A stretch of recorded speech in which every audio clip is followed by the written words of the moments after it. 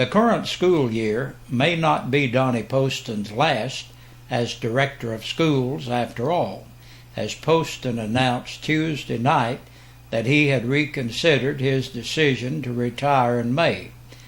After much encouragement from supporters, both teachers and parents, I have decided that if the board desires, I am willing to stay longer, Poston said at the meeting. We're making progress in education in Campbell County, and whether as employee or private citizen, I will continue to be involved in continuing that progress. Board Chairman Rector Miller announced that no vote would be held last night either on extending Poston's contract or seeking a replacement. We'll have a discussion tonight if the board wishes and meet again with Mr. Poston before a decision on his contract is made in February. If the board votes not to extend the contract, we will develop a process for a search committee at that time. J.L. Sarge Collins, representing Jellicoe, suggested that since this is an election year, he would prefer extending Poston's contract for only 2 months until after the election. We should let the new board make that decision, Collins suggested. Other board members who spoke were all strongly in favor of renewing Poston's contract for the requested year. Mike Orrick, Scott Hill, Josh Parker, and Homer Rutherford all declared their 100% support for Poston continuing as director. Miller stated that as chairman he would like for the board to make the decision, but added that a partial extension until after elections would take the school department into another school year without a clear-cut leader, and he was opposed to that approach. Other board members, including Eugene Lawson, who favored replacing Poston last year, remained silent on their preferences. It was then agreed that the board will hold a meeting with Poston open to the public at Jacksboro Middle School at noon on January 25th. We will welcome the public input on this matter, but the proceedings will be orderly, Miller declared. An obvious reference to the strong but at times demonstrative support that Poston received from teachers and the public during the debate last year. Collins then asked if the board could meet privately with Poston before a public meeting was held, but was rebuffed by board attorney Dale Cantrell. That would be violation of the state open meetings law, Cantrell pointed out. Can't we go into an executive session, Collins asked. The law only allows executive sessions to discuss current or pending litigation requiring attorney-client privilege, Cantrell explained. This meeting will have to be public. While Poston's decision was good news, at least some board members, financial news from Jeff Marlowe was more sobering. In response to questions from Lawson, Marlowe explained that the downturn in enrollment among all county schools has left a $700,000 shortfall in state BEP funds. It appears that enrollment has increased since the beginning of the school year. That will enable the county to make up some, if not most, of that shortfall. But problems remain. We were counting on recovering over $120,000 in coal severance tax money that the state inadvertently sent to Anderson County, Marlowe explained. When we failed to receive the expected payment in the first 2 quarters, we discovered that Karen Blackburn, the state official who was supervising severance tax payments and devised the repayment plan, had retired. Her replacement had no knowledge of the money owed Campbell County and has failed to withhold the necessary funds. Marlowe also explained that tax revenue growth remains flat this year, and any shortfall will have to be made up from the school fund balance. Gabe Keene, the coach for the Campbell County High fishing team and Campbell County High golf team, urged the board to find ways to lend financial support to those sports. Instead, he found himself challenged by Eugene Lawson. "How much experience have you had with golf?" Lawson asked. When Keene replied that this is his first year as golf coach, Lawson added, "Maybe I should play you and see how good you are." Lawson voiced skepticism for financing a fishing team when there is still much work to be done academically. "We've got an ACT score so far below standards that only 6 Campbell County students qualified to attend the University of Tennessee," Lawson insisted. "We need to be focused on that." Hundreds of thousands of gallons of water leaked in the county last week during the coldest snap the area has experienced in over 20 years. According to La Follette Utilities manager Kenny Bayard, frozen meters, a burst water pipe, plagued various areas across the entire county, but in LUB's water district, the hardest hit areas were up the valley and in the Pinecrest area. "We are still actually making progress today getting back to normal as far as the filling of tanks and replacement of meters," Bayard said.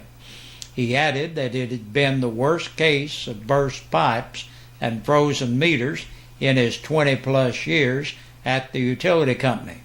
Like the majority of the rest of the county, he also suffered a burst water pipe at his house at Jacksboro. The high school and Sunbridge nursing home suffered water problems during the freeze. Those guys worked all hours in freezing conditions, often getting soaking wet, so we really appreciate them and all they do, Bayard said. As far as the electrical side of the utility, there were no widespread power outages, according to Bayard. He said there may be 40 or 50 houses that were without power for about an hour. He offered up some tips to prevent pipes and meters from freezing and bursting in the future. Make sure the lid is on the water meter. Make sure any pipes that are exposed to exterior wall are insulated and keep the water dripping on really cold nights, Bayard said. To help with these unforeseen circumstances, utility customers are allowed one water adjustment a year. To see if you are eligible, call the La Follette Utilities at 563-3316. The leak must first be fixed, and the utility company must verify the leak has been fixed before an adjustment can be made. Police think that either Friday or Saturday night someone broke into the Cougar football field house through the basement. Luckily, all the helmets and shoulder pads has been reconditioned and put away. Not so lucky, though, when it comes to the custom-made jerseys. That's an expensive. Coach Justin Price tells WLAF that they're hoping to save as many jerseys as they can after discovering the spray paint and field paint stored in the facility was thrown all over the building and the jerseys. He says it takes up to a half year to have custom jerseys created, and given that, the clock is already ticking. The jersey company working with Price through this unfortunate situation. And discussing the status of the city administrator is the only item on the agenda of a special called city council meeting for the city of La Follette. The meeting is scheduled for tonight at 6:15 at City Hall.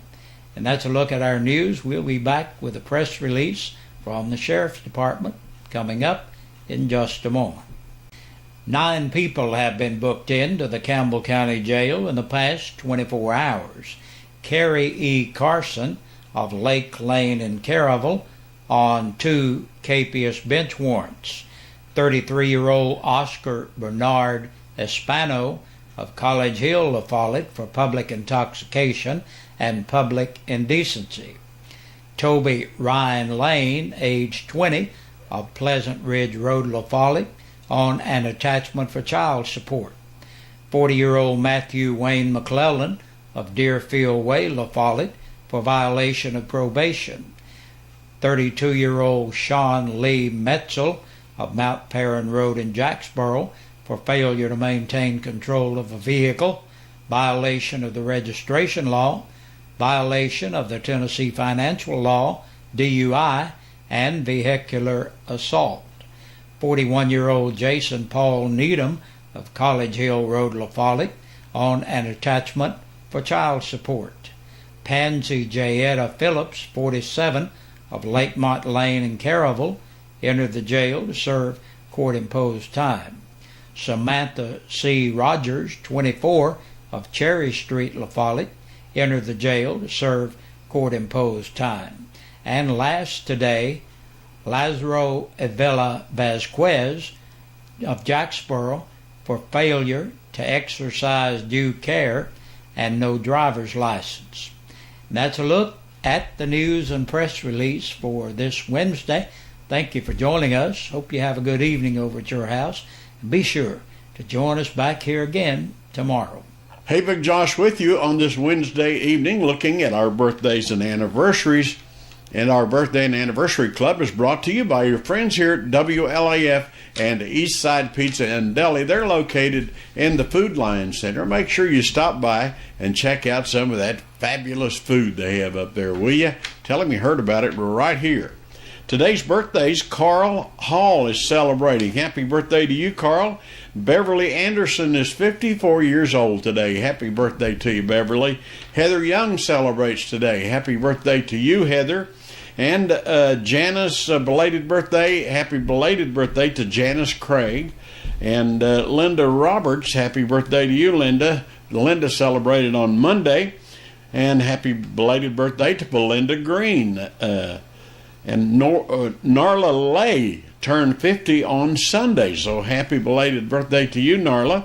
And yesterday, Lisa and Jimmy Nelson celebrated 19 years of marriage. So happy anniversary to Jimmy and Lisa. We hope all of you had a great day or are having a great day. Now listen, if you're celebrating your anniversary or your birthday today, for some reason we don't have your name on our list, as I always tell you, we'd love to have it in here. Even if it's late and it's past, go ahead.